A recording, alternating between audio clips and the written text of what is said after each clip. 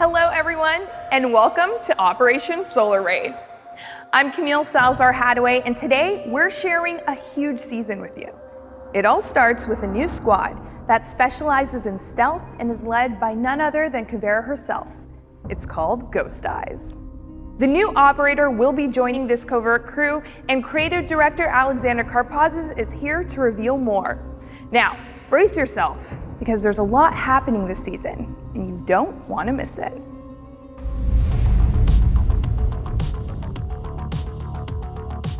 Hey everyone, super excited to introduce Operation Solar Raid, probably our biggest season ever.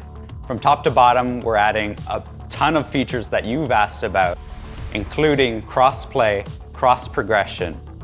We know this has been really important for you. The team's been working super hard to deliver it, and we have so much more. This season, we're introducing another new squad. It's Ghost Eyes, led by Kavera, and a newcomer, SOLIS, is joining the team as well. This is the squad of secrecy, the squad of stealth, and the squad of intel.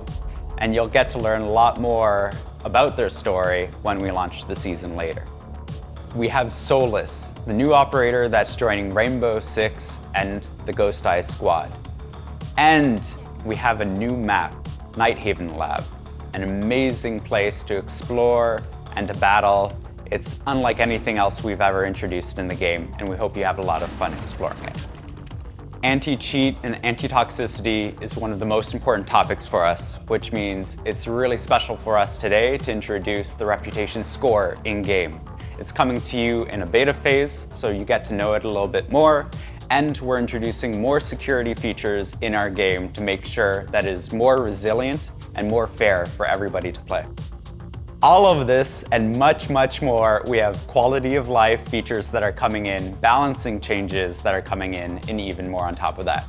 So we can't wait to share everything that the team's been working so hard on this season. Operation Solar Raid is coming, and it is a big one. But before we break it down for you, here's a glimpse of your new operator in action on the new Night Haven Labs map. SOLIS joins the Defenders with an electronics detecting augmented reality headset that allows her to not just spot attacker gadgets in action, but also reveal them to her teammates. In the asymmetrical battlegrounds of Siege, intel is power, and SOLIS delivers the goods. Attackers will have to play smarter this season, as SOLIS, the new Defender, has her eyes on their gadgets. So how did her high-tech look come together? Concept artist Sunshine Kim will tell us more, while director of gameplay design Jeremy Carvin and game designer Dominic Clement give us the details on her gadget and the new opportunities it unlocks.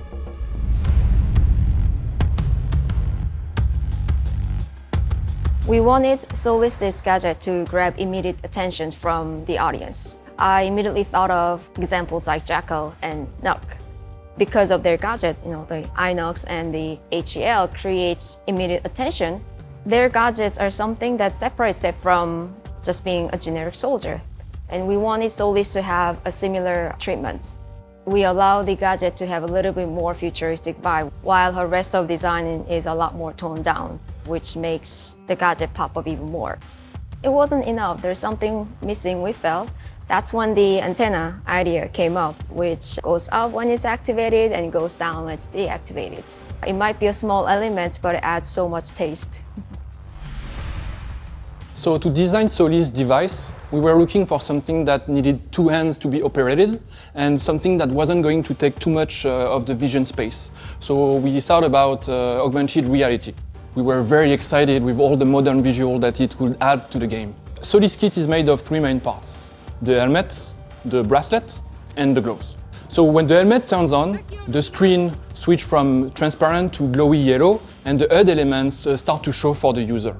The second part is the bracelet. It's used as a placement tag for the AR interface. And this AR interface is shaped as a 3D ring. It's used by SOLIS to interact with the gadget.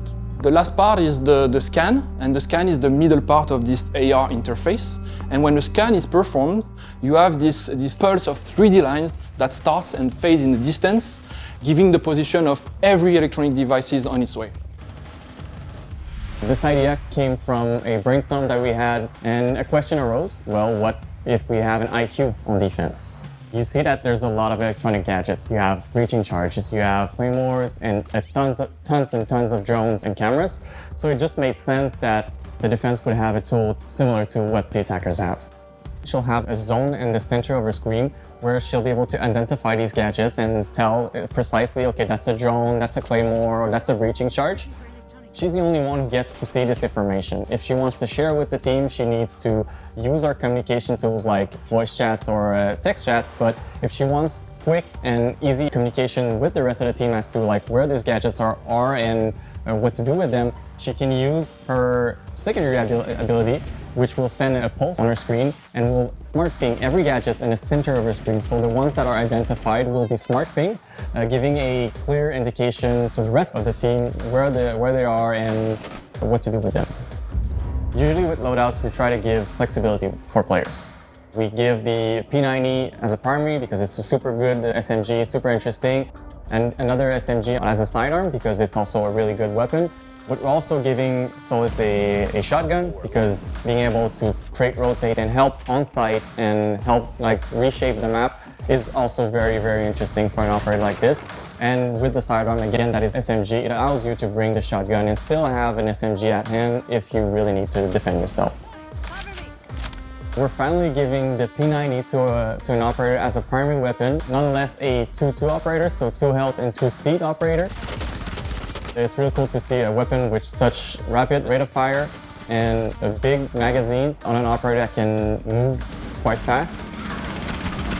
When SOLIS has the ability on, she doesn't have any weapons, so she can't really defend herself unless she turns off the ability and then pulls back her weapon. Giving the impact to SOLIS allows her to kind of help her destroy any gadgets coming her way as a last resort. If she doesn't have anything else and she's in a panic and she needs to deal with the utility that she sees, or she needs to get away quickly, she can use the impact to create a rotation or use the impact to destroy any utility that she detects. The bulletproof cam is very useful in combination with the gadget because you can detect a gadget and then use the bulletproof cam with the EMP shot to disable the gadget that you see. She especially is interesting to synergize with Bandit, because if you have a bandit that is on a wall trying a bandit trick, she can actually be right behind him and tell bandit, okay, they're going to be breaching the left wall, the right wall, the middle wall.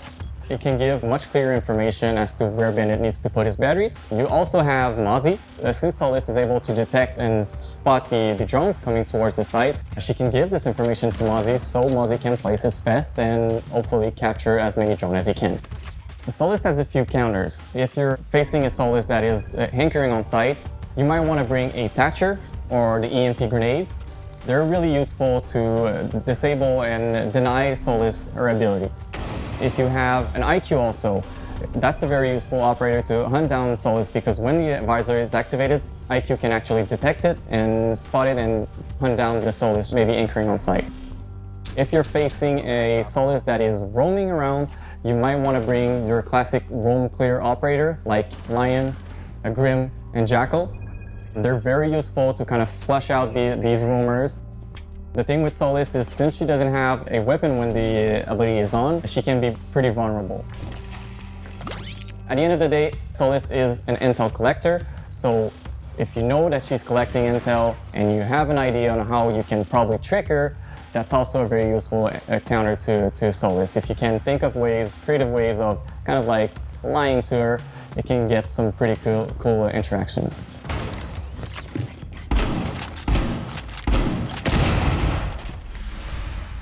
Night Haven Labs. It's an imposing research base, and it's the new map coming in Operation Solar Raid. Now, I told you about banning maps last season, didn't I? Well, let me tell you this. You won't be able to ban this map at launch. You'll hear more on that later, but for now, Team Lead Jeremy Dowsett is here to take you on a tour of Night Haven Labs.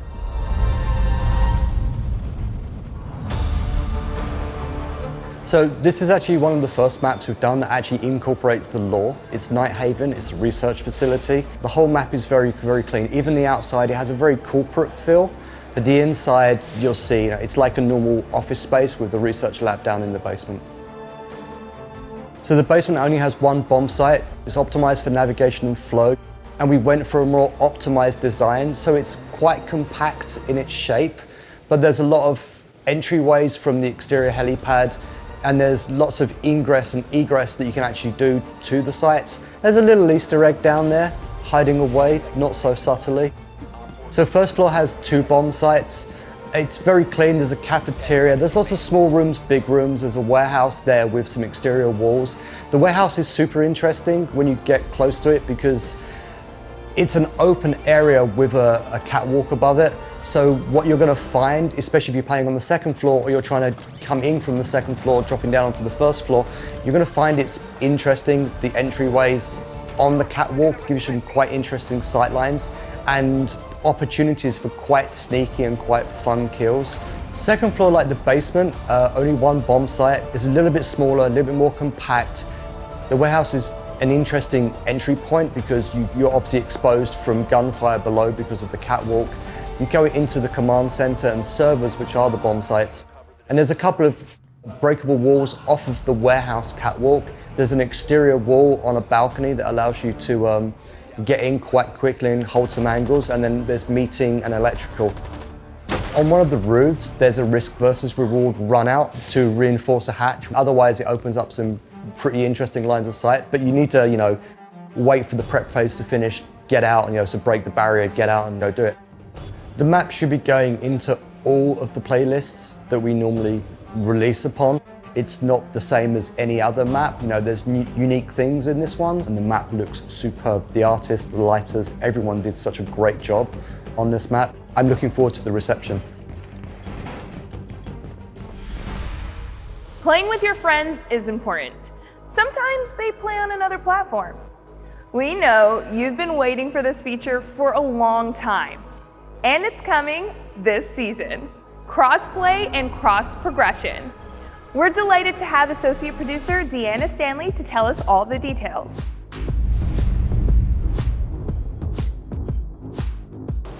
We know players have been asking about it and we've talked about it before. It's been a long time coming, so we're super excited to announce that crossplay is coming with Season 4.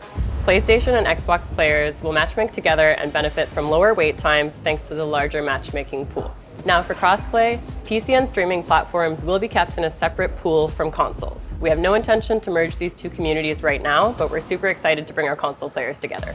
You can invite players through both first-party platforms as well as through your Ubisoft Connect overlay.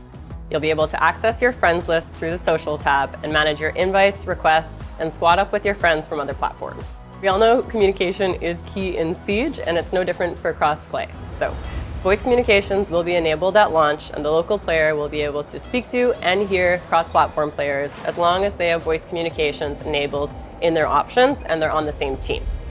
Of course, you can still manually mute players through the scoreboard during a match or through the player profile side panel.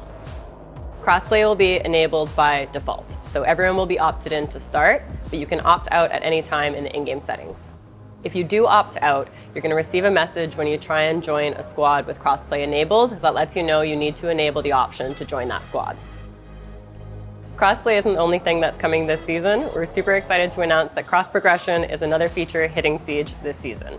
This is thanks to a data migration that's happening with the season launch. So the first time you log in, you'll see a pop-up that lets you know all of your data now lives in the cloud and is accessible from any platform anytime. So keep an eye out because we'll be posting our cross-platform synchronization blog that's going to detail how all of your different save data is handled for each case. For example, your in-game options will remain specific to each platform, as will your equipped loadout. But your packs, operators, skins, and progression will be shared across all platforms and accessible anywhere. Your rank history will be shared between similar platforms. So PC and streaming platforms will be kept in a separate pool from consoles. The highest rank achieved during the season on any console platform will be carried over to all console platforms, and same goes for PC. So for credits and renown, they're going to be added together, so any platform that any player has played on ever is going to be added together and shared. So if you're a PC player playing with 800 credits, but you have an old Xbox account with 200 credits, after the data migration, you're going to have 1,000 credits to spend wherever you like. Penalties will also be shared across all platforms, and the time remaining will be calculated based upon the matches played across all those platforms since the penalties activation. Due to the data migration, we're going to be rewarding all of our players with an alpha pack at the start of the season. Siege has been live for a long time now, and we know some players have moved around. We're happy that those players are going to be able to take back those hours they grinded in Siege and play with their friends on any console they choose.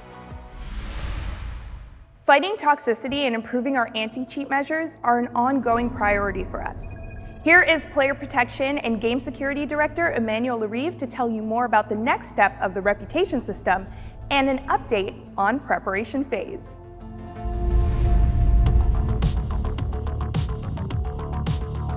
With the new season that is coming, we are very happy to announce that we will be launching the new reputation system. Since 2020, we have been deploying part of it during a shadow deployment to gather a lot of data from our player base in order to provide a sustainable solution for the long term. We will be starting with the first release in a beta display. The scoring will be private to yourself and available for all players. The reputation system will be looking at your gameplay behaviors, but also your interaction that you have with players. Based on that, it will paint a portrait of you and assign a specific standing. Then based on this standing, we will be triggering, during year 8, a set of actions that will be bonuses or penalties. More and more you have a high standing, more and more we will be applying modifiers to you in terms of alpha pack, renown, XPs, and special drops. When we talk about penalties based on your low standing, we mainly talk about game restriction toward the game mode. So for example, a player will not have an access to the competitive playlist, but also the test server, but we will also have restrictions and modifier to the currency, the alpha pack, the progressions. So this first release will be very important and key for our success. We will be informing all players about how they are being perceived by the system, but also by the other players, so that they can act accordingly, but also adjust their behavior or interaction with other players. By providing guidance, information, and by bringing this new standing icon, we will be improving the play experience of everybody. By the way, I want to share with you some data toward the reputation penalties. We have seen a decrease of friendly fire by better guiding and informing all players. When we are looking at the number of rounds impacted with at least one team kill per round, we can see a decrease of 10%. And I'm talking about per round, not per match. So this is great. We want to move away from the toxicity that the people are facing, and we want to improve the gameplay experience and provide a safer place for everybody. This is key. We are very glad to say that we will be removing the friendly fire from the preparation phase. We heard you. By removing it, we are just securing the whole experience for everybody. So there will be no mistake anymore, so that everybody can focus on their preparation phase and then start the battle. In terms of design, if you shoot at a teammate, there will be no damage, there will be no reverse friendly fire, and the bullet will not go through. I hope you will enjoy this new change, and we will be looking at your feedback during the season launch. We are always looking at new solutions to bring more security into the game, but also to better protect all players against cheating. And this is a priority for us. The team, over the past months, has been working hard to bring a new security measure to fight cheating. The goal is to decrease the cheating problem that you are facing, and we are really confident in this new solution that we are bringing into the game. We will monitor the effectiveness of it on our player base, on the cheater, and for sure, I will come back to you with some insights. Operation Solar Raid is going to fully revamp the way our ranking system works. It is now time for you to shine in Ranked 2.0. Associate producer Killian Callow will break down the whole host of changes that are coming. Get ready to play more ranked.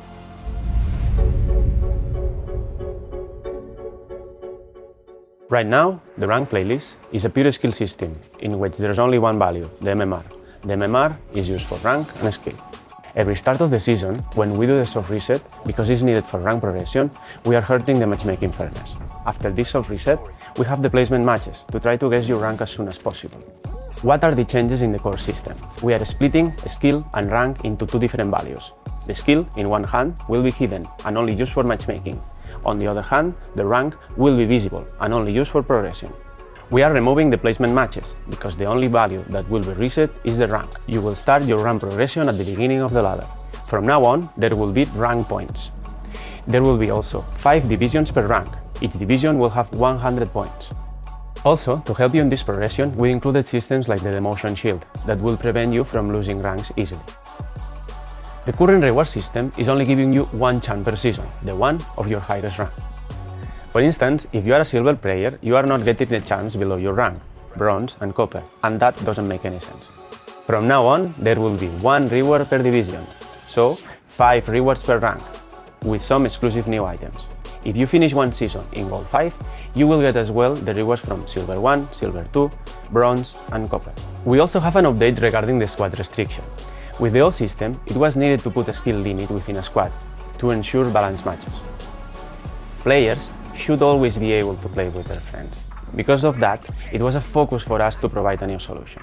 We are removing the squad restriction and including a new algorithm for squads that will ensure balanced matches. So please, send us your feedback. We would love to hear your thoughts to keep improving and working on the system. Now it's time to talk Battle Pass. Operation Solar Raid is introducing a brand new progression system. Instead of a traditional linear progression, you will choose the path you take to target the rewards you want and unlock them sooner. Here's a little video to show you what I mean, and then Business Strategy Director Mohammed Ben Hanada will tell you more.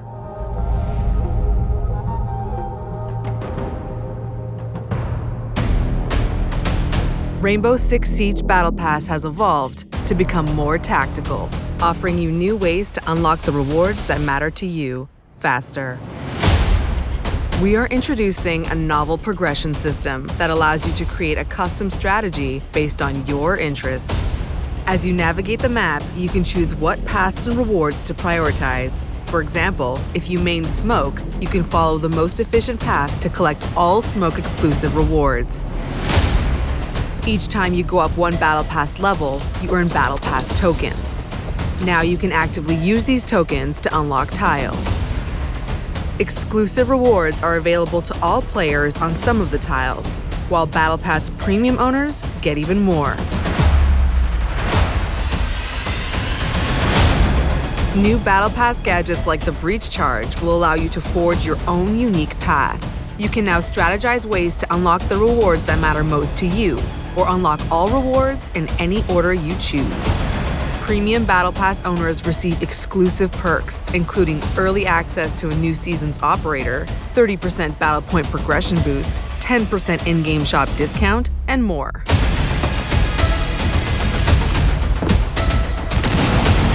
Rainbow Six Siege New Tactical Battle Pass. Plan your path, progress your way, pick your rewards.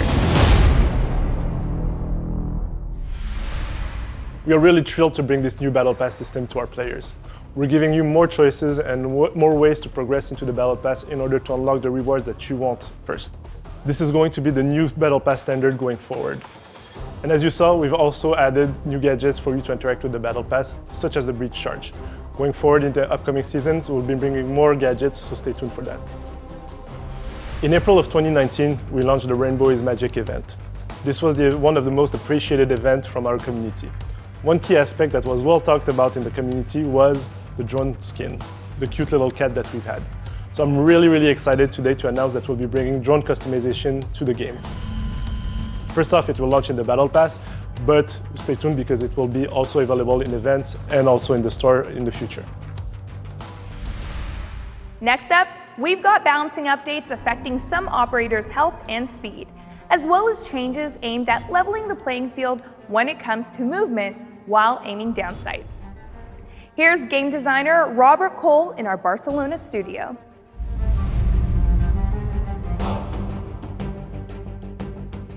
Right now, 3-speed operators have a clear advantage when it comes to picking and fragging.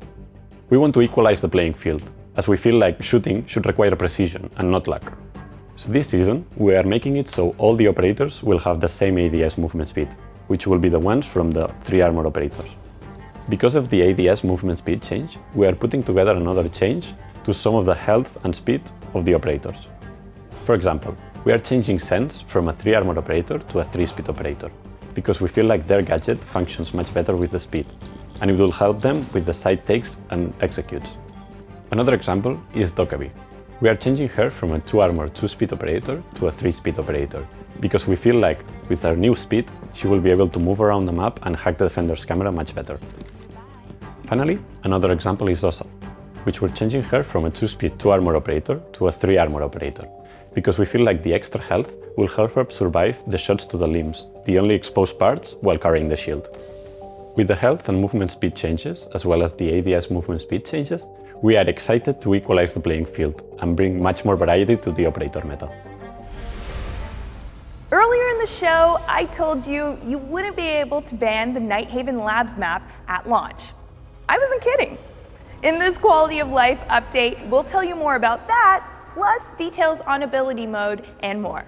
Here again, our associate producer, Killian Callow, and game designer, Mathieu Lacombe.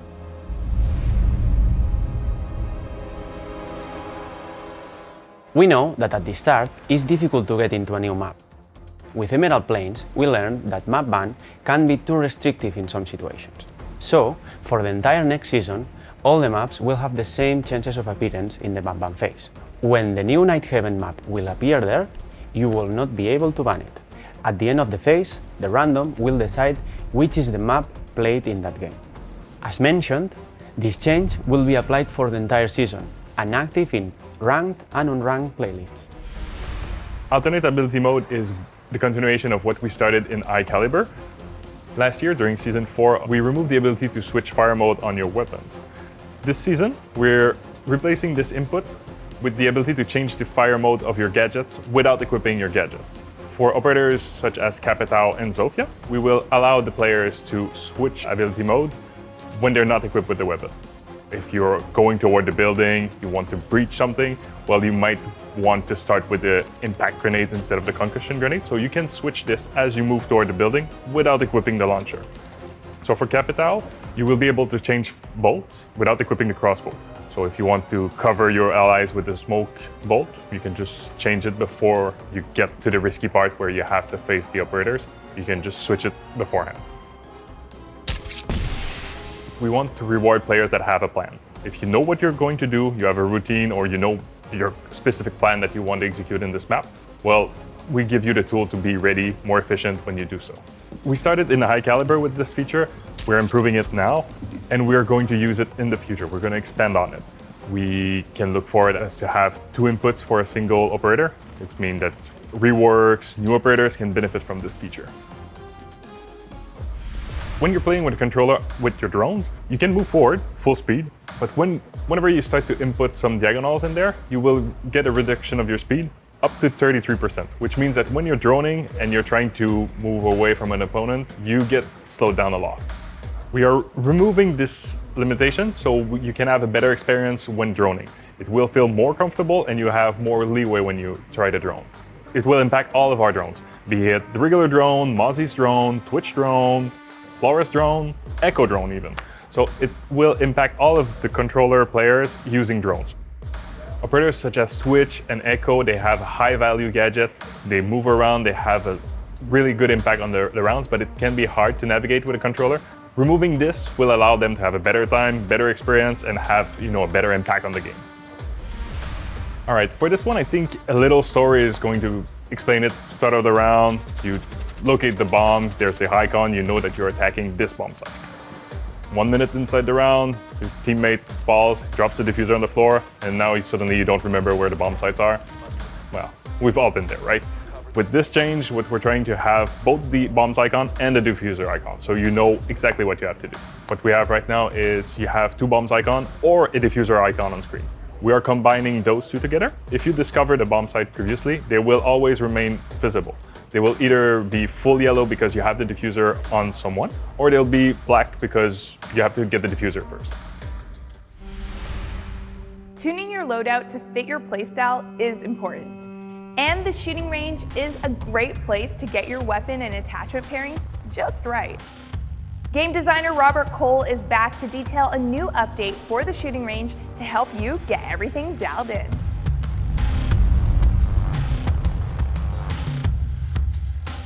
We are very happy with how the shooting range is functioning right now. But it's true that players struggle to remember which guns and attachments they tested, as well as they cannot compare the recoils of the different weapons. This season, thanks to our amazing Shanghai team, we're introducing a new feature to the shooting range, the shooting records. It will be accessible through the same input as the scoreboard, and it will help players keep track of the different weapons they tested. We hope that this new feature will help players keep track of all the different weapons they tested, as well as compare the different recoils of the weapons. Now, as a player, you will be able to find the best loadout that works for you, without having to remember all the different weapons and attachments that you tested.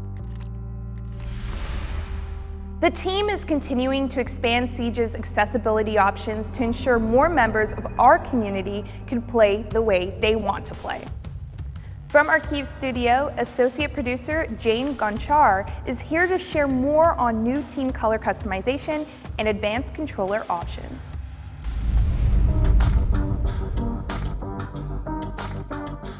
We are very excited about our new update for accessibility.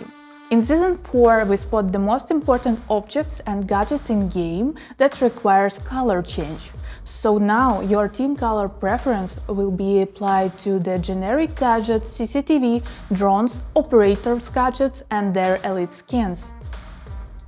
Your team is blue and the opposite team is red by default. But we know for colorblind players, it's harder to distinguish some objects in certain situations, so we brought ability to customize, starting with 3 colors: blue, red and orange. Your color preference could be changed and applied anytime you need it. As a positive impact, we expect players to faster recognize who owns object in-game. As an example, you are in attacker's team and the opposite team has Mozi. So when you enter the room and you see your drones and it's activated, you see the LEDs working and it's colored on your enemy's team color. That means that enemies hacked your drone and using it at the moment. In Year 8, we aim to bring more accessibility options, so we are looking how to expand the list of objects, gadgets, lasers, and even bring more colors to customize. This is a process and it's just the beginning. Aiming is an important component for Siege, so later this season, advanced controller options will be available for console and PC players. By default, you won't see any changes to your aim. These options are intended for more advanced players, so you need to go enable it in a controls option menu. You will have the range of settings to tune your aim to get the feel that you're looking for. These options should help controller players to improve their gameplay performance as well as general comfort. We'll be listening to the feedback you have on this feature, since our goal is to increase flexibility and comfort for different inputs that we have in the game, so stay tuned. And finally, you could play Operation Solar Raid on the season test server this week. You could put SOLIS and your gadget to the test, explore the new Night Haven Labs map, and get a feel for the new features of Operation Solar Raid. Have fun, and be sure to share your feedback on R6 Fix. Now before we go, we have that one more thing just for you. It was born of a collaboration that's close to our heart and sure to make a few new Yana fans happy out there. Here is the new Elite skin for Yana, inspired by Nier Automata.